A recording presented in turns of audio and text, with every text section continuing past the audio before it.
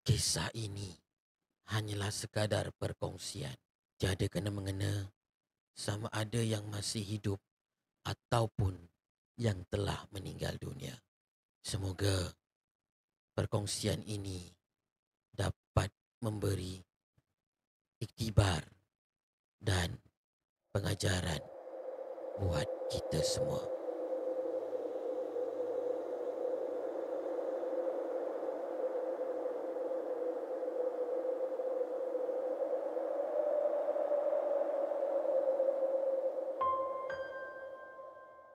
Kata orang, ajal dan maut di tangan Tuhan. Kita sebagai hambanya hanya mampu berusaha, berdoa dan bertawakal. Apa yang terjadi sepanjang hidup kita adalah ketentuannya. Namun, apa yang terjadi kepada aku membuatkan aku tertanya-tanya. Adakah diri seseorang itu boleh membawa malang kepada orang lain? Nama aku Maria. Aku dilahirkan dan dibesarkan dalam sebuah keluarga yang sederhana. Ayah aku bekerja sebagai kerani pentadbiran di sebuah syarikat swasta. Manakala ibu aku pula suri rumah sepenuh masa. Tetapi ada juga ambil tempahan menjahit. Yalah, nak menampung keperluan keluarga kan? Aku ada 4 orang adik-beradik. 2 lelaki dan 2 perempuan. Yang sulung bernama Azhar. Yang tengah Maya. Abang aku yang nombor 3 Azri. Dan aku yang bongsu. Selalu orang sangka anak bongsu mesti manja kan? Dan selalu orang fikir mesti apa kemahuannya dituruti. Dan selalu juga orang fikir yang anak bongsu ni mesti dapat lebih kasih sayang dari ibu, ayah dan adik-beradik yang lain. Ya, selalu anak bongsu begitu. Tapi bukan aku. Sejak aku lahir, hinggalah kini usia aku telah menginjak 20 tahun, aku tak pernah rasa belayan dari seorang ibu. Ibu aku seolah-olah membenci aku. Dia macam tak boleh terima lahirnya aku di atas muka bumi ini. Abang-abang dan kakak aku pula tak ada masalah dengan aku. Mereka layan aku macam biasa, macam adik-beradik yang lain. Sepanjang aku membesar, aku menumpang kasih dengan Tok Mak, nenek sebelah ibu aku. Kami sekeluarga pulang ke kampung dan tinggal dengan Tok Mak setelah ayah meninggal dunia. Ibu tak mampu nak bayar sewa rumah kami di bandar tu.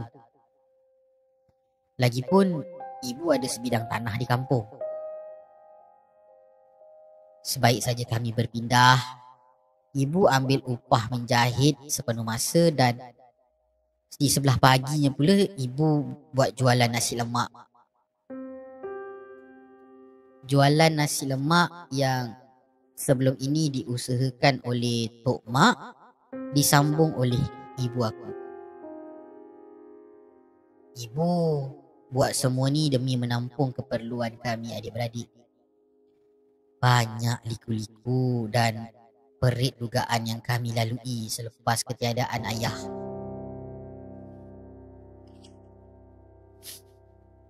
Sejak kami pindah ke kampung, ibu semakin jaki dengan aku. Ibu jarang sangat nak bercakap dengan aku. Nak tengok ibu senyum kepada aku pun susah. Pernah sekali, aku tinggal berdua saja di rumah dengan ibu. Jadi aku ambil peluang nak bermanja dengan ibu. Waktu itu, ibu sedang duduk di tepi tingkap rumah sambil menjahit. Dari belakang, perlahan aku peluk ibu dengan lembut. Kemudian, aku kucuk pipi ibu. Ibu, adik rindu ibu, sayang ibu. Sebaik saja kucupan kasih aku hinggap di pipi ibu, ibu tolak aku sampai aku tergolek ke tepi. Kemudian ibu menengking. Kau ni dah kenapa? Hah? Dah tak ada kerja? Tak habis-habis nak bawa malang dalam keluarga. Kalau tangan aku tercucuk jarum tadi macam mana? Habis rosak baju orang ni semua kena darah. Kau tahu tak? Berampus lah kau sana. Aku terkedu. Perlahan aku bangun. Lalu aku masuk ke dalam bilik dan menangis. Begitulah ibu. Ibu memang tak pernah berlembut dengan aku. Kecuali depan saudara mara ataupun orang luar.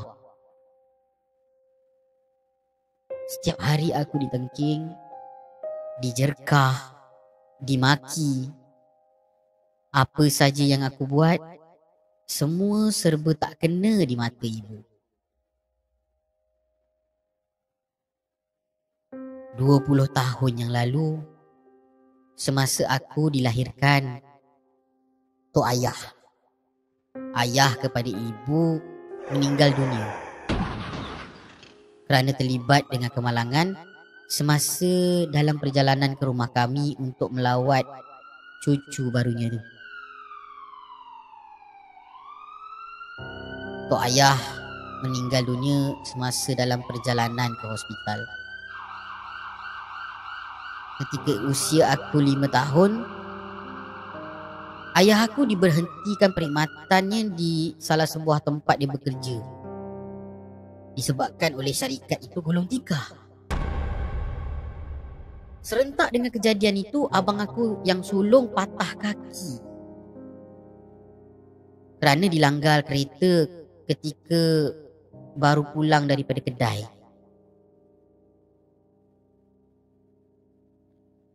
Sejak ayah dibuang kerja, hidup kami susah. Kais pagi, makan pagi. Namun, sesusah mana pun, ayah tetap berusaha mencari pekerjaan.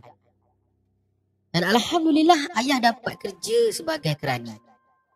Tapi gajinya tak sebesar dulu. Maka ayah terpaksa buat 2 kerja. Kami dah jarang jumpa ayah. Siang ayah kerja di pejabat. Sebelah malam pula ayah bantu kawannya di restoran. Satu malam, aku demam panas. Ketika itu ibu panik melihat keadaan aku. Terus ibu hubungi ayah, minta ayah balik segera untuk bawa aku ke hospital. Namun, selepas sejam ibu tunggu ayah tak sampai-sampai dekat rumah. Beberapa kali ibu hubungi telefon bimbit ayah tapi tak dapat. Dan akhirnya, ibu dapat hubungi telefon bimbit ayah tapi ada orang lain yang angkat. Katanya, ayah aku dalam perjalanan ke hospital sebab dia terjatuh ke dalam parit besar dekat dengan restoran tempat dia bekerja. Dan cedera di kepala ayah sangat-sangat teruk. Ibu aku meraung bila dimaklumkan tentang perkara itu. Kemudian ibu minta bantuan jiran kami. Nama dia Uncle Maniam, yang waktu itu kebetulan baru balik ke rumah mereka. Dan ibu minta untuk hantar kami semua ke hospital. Uncle Maniam sangat baik orangnya. Dia bantu kami. Sampai di hospital, ibu minta bantuan Aunty Mina, isteri Uncle Maniam, menemani Abang Azhar untuk bawa aku ke klinik pediatrik. Manakala ibu terus ke Jabatan Kecemasan untuk melihat keadaan ayah.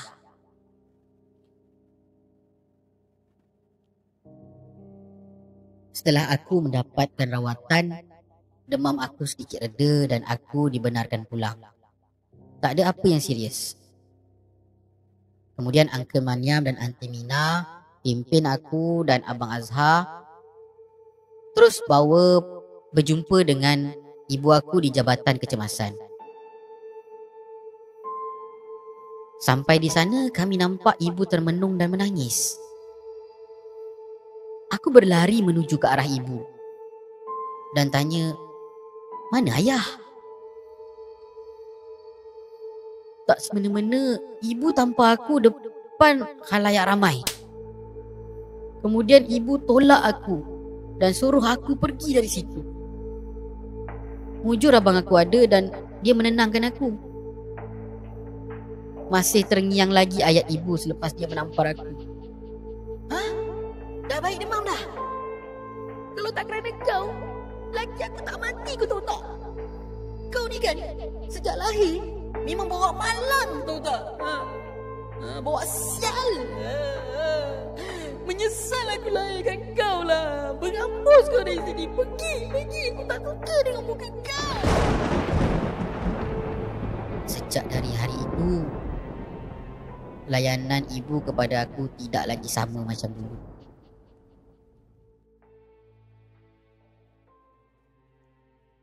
Ya, aku sama macam abang-abang dan kakak aku. Kami semua hebat dalam akademik. Kami selalu dapat naik pentas untuk terima anugerah cemerlang. Maria binti Musa Tapi untuk naik ke ibu pentas tak pernah hadir menerima majlis anugerah untuk khas aku. pelajar cemerlang tahun 2003. Setiap kali aku dapat anugerah, Tok Mak yang datang. Begitu juga dengan urusan-urusan lain yang melibatkan aku. Kenapa ya? Kenapa? Ibu boleh uruskan abang-abang dan kakak aku. Sampaikan pendaftaran ke universiti mereka pun ibu yang uruskan. Tapi aku, kenapa aku kena buat semua sendiri? Aku kecil lagi waktu itu. Mujur ada Tok Mak yang membantu aku. Bila aku minta duit untuk keperluan sekolah, jarang sekali aku dilayan. Selalunya Tok Mak aku yang hulu. Aku tahu duit tu ibu yang beri. Tapi ibu beri melalui Tok Mak. Kalau Tok Mak tak ada di rumah, ibu campak duit tu ke meja atau lantai. Dia langsung tak nak pandang muka anak dia yang seorang ni.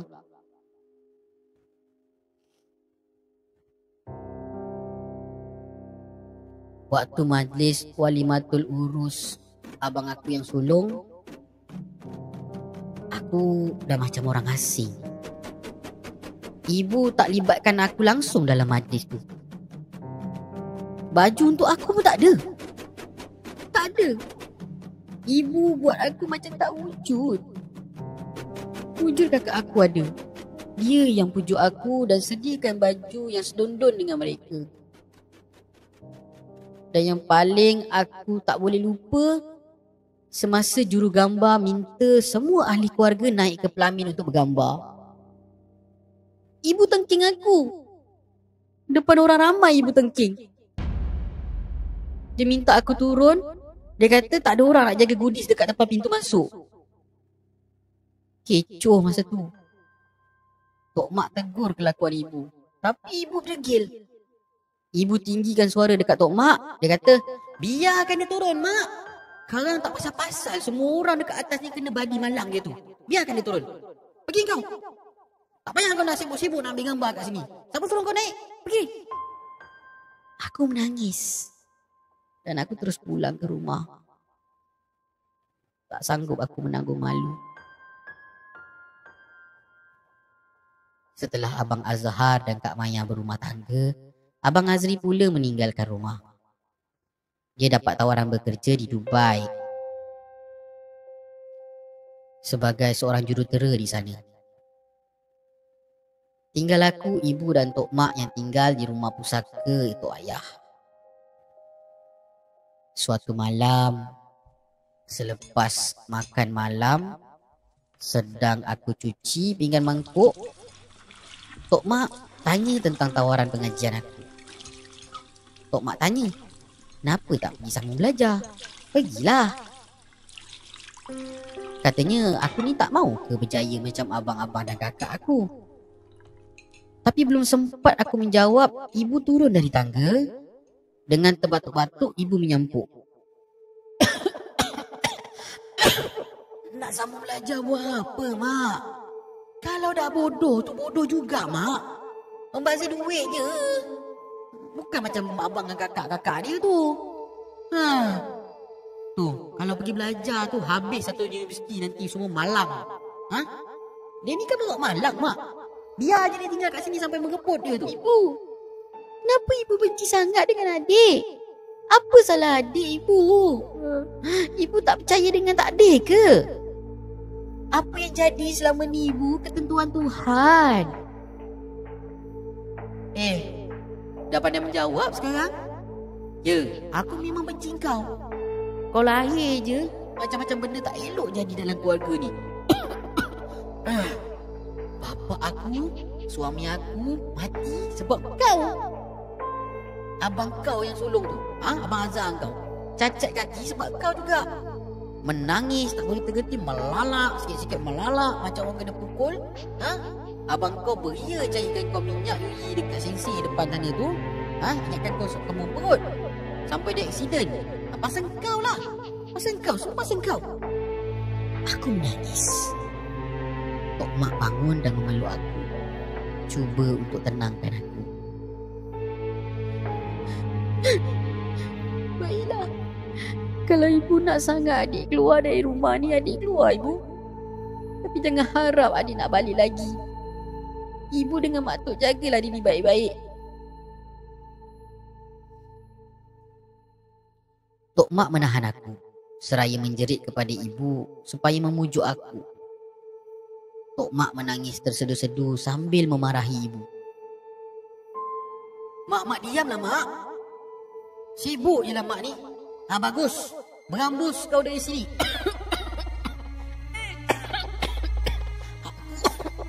Aku pun dah lama sakit mata tengok kau dalam rumah ni.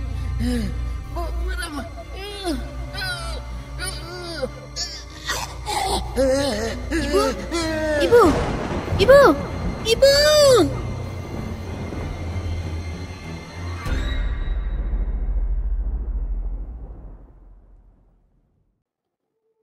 Tiba-tiba ibu rebah. Muka ibu herot. Mulut ibu berbuih. Mata ibu terbuntang, hanya menampakkan mata putihnya saja. Cepat-cepat aku menghubungi ambulans untuk bawa ibu ke hospital. Abang Azhar dan Kak Maya tiba keesokan harinya. Mereka mendapatkan aku untuk tahu lebih lanjut tentang keadaan ibu. Ibu diserang angin ahmak. Kini ibu stroke. Menurut doktor, ibu mungkin akan lumpuh separuh badan sebelah kanan. Mungkin sukar untuk sembuh kerana faktor usia ibu. Seminggu ibu ditahan liwat dan akhirnya ibu dibenarkan pulang kerana keadaan ibu sudah stabil. Sampai saja di rumah, Abang Azhar dengan Kak Maya duduk dengan ibu dalam bilik. Alung bukan tak nak jaga ibu, tapi ibu tahu kan kerja Alung macam mana. Kerja Alung tak tentu masa ibu. Lagipun si Miza tu pun kerja. Siapa yang nak jaga ibu kat rumah? Ibu tinggal dengan Maya lah ya. Abang ni. Abang lu ingat Alung je ke yang kerja? Ingat Maya ni tak kerja ke? Apabila terdengar perbalahan itu, aku terus masuk dalam bilik dan menyampuk perbualan mereka. Kata aku, biarlah aku yang jaga ibu. Walaupun ibu tak suka dan bencikan aku tetap sayangkan ibu. Sayang aku kepada ibu tak bersyarat. Tapi ibu menggelingkan kepala, seolah-olah tidak bersetuju. Ibu menjerit-jerit waktu Abang Azhar dengan Kak Maya pulang. Aku merawat ibu sebaik mungkin. Mujur Tok Mak ada. Tok Mak lah yang banyak membantu walaupun pergerakannya agak terbatas. Aku tak kisah. Walau aku diludah waktu suap ibu makan. Aku tak kisah. Walau aku ditendang waktu tukarkan lampin ibu. Dan aku tak kisah dimaki waktu mandikan ibu. Aku telan semua itu dengan harapan ibu boleh terima aku sebagai anak dia seperti mana dia sayangkan anak-anaknya yang lain.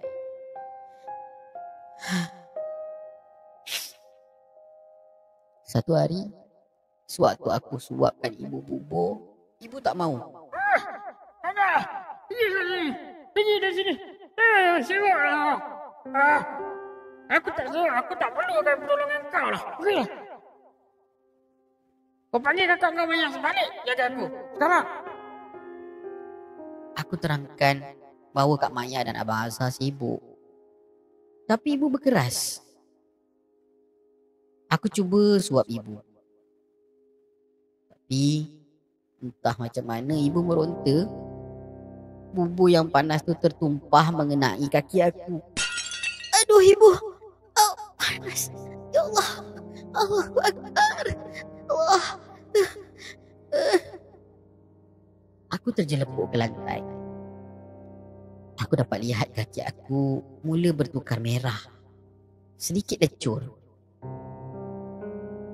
Namun, rasa sakit terkena bubur panas sedikit pun tak aku rasa. Aku tertunduk menahan perasaan yang bercampur baur. Marah, sedih, kecewa berputar-putar di benak sanubari aku ni. Ibu terus-terusan memekik-mekik nama Kak Maya dan Abang Azhar. Ibu, apa dosa adik pada ibu? Segalanya adik buat hanya kerana adik sayangkan ibu. Demi Allah bu, adik ikhlas jaga ibu. Adik ikhlas sayangkan ibu. Tapi kenapa ibu tak boleh nak terima adik? Adik ni bukan anak ibu ke? Adik ni bukan darah daging ibu ke? Ibu hanya menjeling ke arah aku. Tok Mak masuk ke dalam bilik. Bertanyakan kepada aku apa yang terjadi. Aku tak mampu nak berkata apa. Aku bangun. Dengan terhincut-hincut aku ke bilik mandi membersihkan diri. Lalu aku menangis semahunya. Agak lama aku dalam bilik air. Tiba-tiba aku terdengar jeritan memanggil nama aku. Maria! Maria cepat Maria! Maria cepat! Aku bingkas bangun. Kesat air mata. Itu suara Tok Mak. Kenapa ni? Dengan kaki yang sedikit lecur itu, aku berlari ke arah suara Tok Mak. Tok Mak ada dalam bilik ibu. Aku dapat lihat Tok Mak panik. Dengan pantas, aku mendapati Tok Mak dan rupa-rupanya ibu meronta macam tempoh hari. Mulutnya berbuih, matanya terbuntang, mukanya merah. Badannya menggigil seperti menahan kesakitan yang amat sangat. Aku cuba pegang badan ibu. Ya Allah, panasnya badan ibu. Pantas aku menghubungi talian kecemasan dan tak berapa lama kemudian ambulans sampai dan ibu dibawa ke wad kecemasan. Aku tunggu ibu di hospital. Sementara menunggu ibu, kakiku dirawat oleh jururawat. Katanya agak teruk juga lecur di kaki aku. Tok Mak pula pulang dengan Abang Zali, sepupu kami yang tinggal sekampung. Abang Azhar dan Kak Maya pun ada. Sempat aku hubungi mereka semasa dalam ambulans tadi. Selepas 4 jam ibu dirawat, doktor panggil kami adik-beradik. Doktor beritahu yang ibu terkena epilepsi. Mungkin disebabkan stres atau mungkin akibat daripada strok yang ibu alami. Ibu akan ditahan di wad selama beberapa hari untuk dipantau. Malam itu, Kak Maya menawarkan diri untuk jaga ibu. Aku iakan dan aku pulang bersama Abang Azhar dan anak-anak Kak Maya ke rumah. Aku tak dapat lelap memikirkan keadaan ibu. Aku bingkas bangun, ambil wuduk dan buat solat sunat tahajud, solat sunat hajat. Lalu aku berdoa dengan penuh pengharapan semoga ibu cepat sembuh. Dan aku berdoa bersungguh-sungguh kepada Yang Maha Esa supaya ibu boleh terima aku. Aku teringin merasai belayan kasih sayangnya, ya Allah. Teringin aku memeluknya seperti mana anak-anak lain memeluk erat ibu mereka, ya Allah. Aku teringin merasai suapan daripada seorang ibu, ya Allah. Ya Allah, lembutkanlah hati ibuku, ya Allah. Berikanlah aku peluang itu, ya Allah.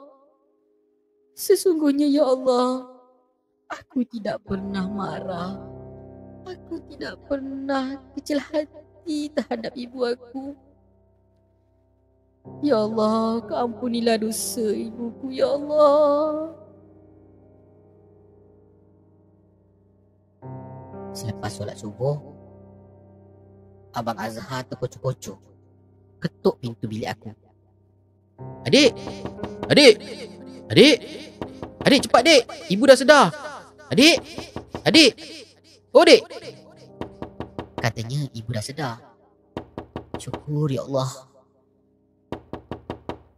Dan seperkara lagi. Adik! Cepat dek, siap dek! Ibu cari engkau dek! Dek! Kau dah bangun ke belum ni? Dek, cepat dek, siap dek! Ibu cari engkau ni! Cepat! Abang tunggu kat luar, kita terus pergi hospital. Ibu cari aku. Ibu panggil-panggil nama aku. Aku segera bersiap. Sepanjang perjalanan ke hospital, air mata aku bercucuran. Ucapan syukur tak lekang daripada bibir. Sampai saja di hospital, kelihatan Kak Maya sedang membetulkan posisi ibu dan sedang memakaikan ibu tudung yang aku belikan tempoh hari. Aku takut-takut masuk ke dalam wad ibu. Ibu macam mana ibu? Ibu cari adik ke? Ibu pandang aku dengan pandangannya yang sangat sayu. Mata ibu berlinang air mata. Ibu cuba senyum tetapi perasaan sayu mengatasi senyuman ibu. Maya, anak ibu. Maafkan ibu, nak. Ibu berdosa dengan kau, nak. Maafkan ibu, sayang. Maafkan ibu. Mari, nak. Ibu nak peluk kau, nak. Aku berlari mendapatkan ibu. Aku peluk ibu erat-erat. Aku menangis semaunya. Cuma kali ini tangisan aku bukan tangisan sedih, tapi tangisan kegembiraan. Tangisan yang penuh dengan rasa syukur, ya Allah. Terima kasih, ya Allah. Terima kasih kerana tengah dengar rintihan hamba-Mu ini, ya Allah. Selepas daripada itu, aku banyak habiskan masa dengan ibu. Segala keperluan ibu aku sediakan. Ibu selalu tersenyum melihat aku.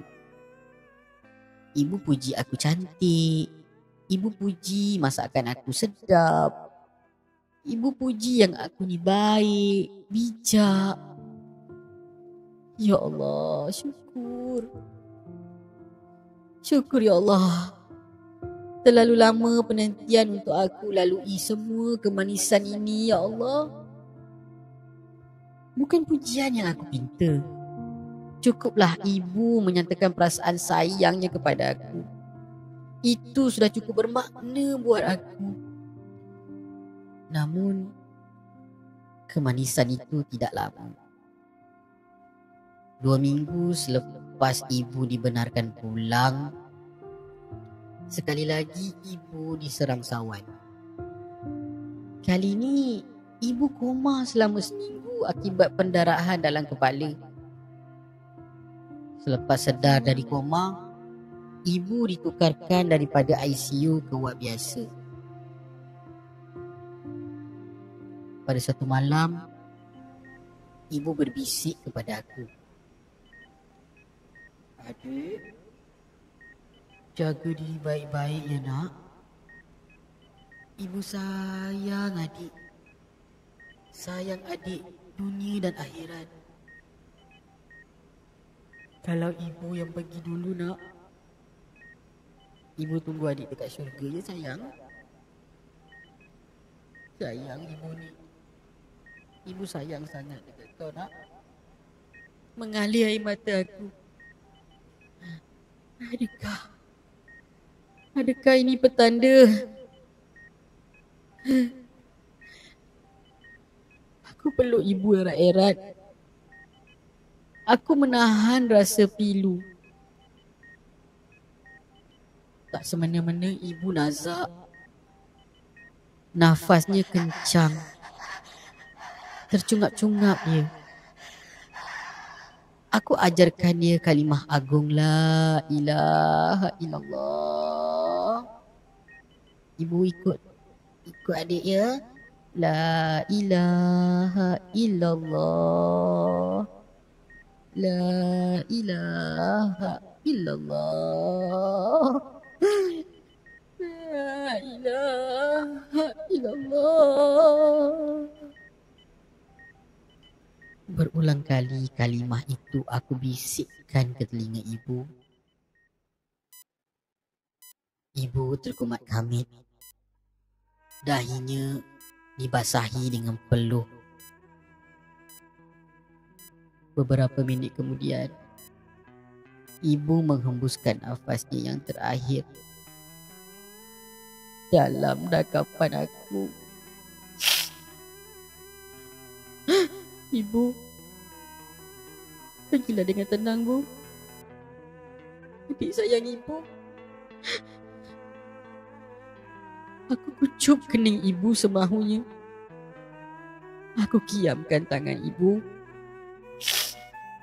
Aku tatap wajah ibu puas-puas. Dapat aku lihat raut wajah ibu tersenyum. Ibu macam tengah tidur. Sekali lagi aku kucuk pipi ibu. Sebelum aku panggil jururawat untuk memaklumkan bahawa ibu aku yang tercinta telah kembali kepada Ilahi. Allah. Aku tidak rasa lalat atas pemberian ibu. Kerana memang itu adalah takdir darinya. Aku terima dengan redha. Dan aku puas. Sebab tidak semua orang dapat merasai manisnya berbakti kepada ibu kandung sendiri. Walau aku dibenci, dimaki, dihina, namun cinta, kasih dan hikmat aku kepada ibuku cukup tulus, ikhlas dan suci yang datang daripada hatiku ini. Dan persoalan aku kini terjawab. Aku bukannya pembawa malam. Tetapi segala apa yang terjadi adalah asbab untuk aku berkhidmat sepenuhnya kepada ibu aku. Dan akhirnya aku merasai nikmat yang teramat sangat. Seperti mana yang aku rasai hari ini. Rehatlah Bu. Ibu rehat. Tunggu adik ya. Dan ingatlah, walau apa pun yang terjadi, letaknya syurga seorang anak adalah di bawah telapak kaki ibu. Ibu, adik sayang ibu.